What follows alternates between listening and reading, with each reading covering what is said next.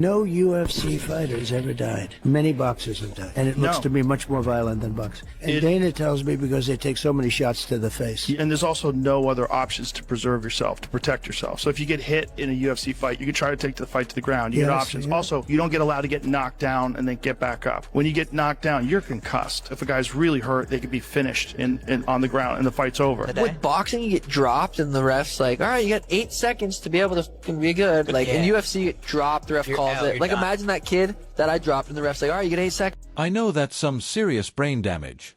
You have 10 seconds to get up. All right, fight fans. Music. You clicked for Trump and Joe and dangers of UFC. And while political figures have certainly weighed in on combat sports, let's cut through the noise and talk about what actually makes a fight dangerous. This clip hits you with a truth bomb.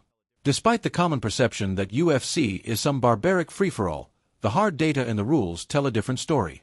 The availability of multiple ways to win or escape in MMA, like grappling, drastically reduces prolonged head trauma compared to boxing.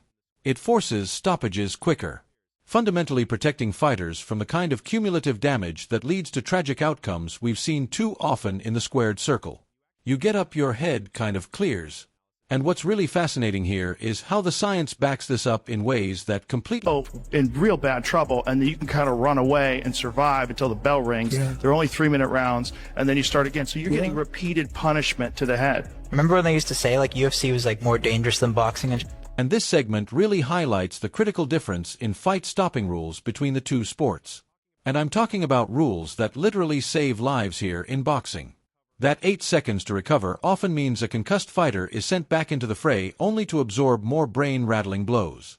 And let me be crystal clear, it's not about toughness, it's about cumulative trauma, the kind that builds up punch after punch, round after round. The UFC's philosophy, on the other hand, is to stop fights quickly when a fighter is clearly compromised. And here's what's interesting. This seemingly more violent sport with its ground and pound paradoxically minimizes the repeated head trauma that makes boxing statistically far more dangerous in the long run. Music.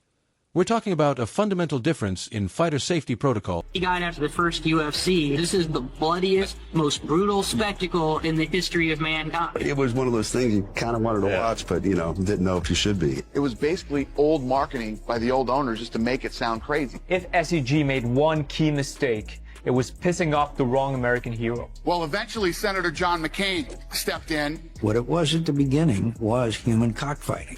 This clip takes us back to the dark ages of the UFC, literally with that bloodiest, most brutal spectacles tagline. And man, it's crucial to remember that this early unregulated human cockfighting era is what shaped public perception music. And let's be honest, gave ammunition to critics like Senator John McCain. That sensationalist marketing and lack of oversight painted a picture of extreme danger, music. That the sport spent decades trying to erase this initial perception of danger was real at the time, and it was a massive hurdle for the UFC to overcome in its journey to become a legitimate regulated sport. Think about it. This was an era where there were virtually no rules, no weight classes, no time limits, just two fighters in a cage going at it until someone couldn't continue. That kind of Wild West mentality might have made for shocking television, but it created a stigma that nearly destroyed